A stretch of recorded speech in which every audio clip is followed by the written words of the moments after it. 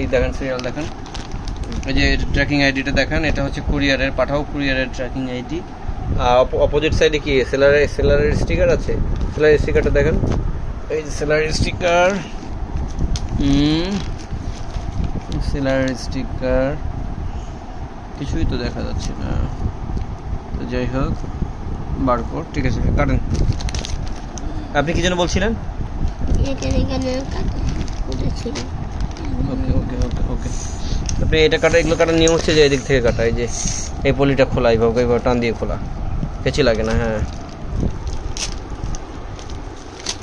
দেখি উনি খুলছেন, কথা বলেন।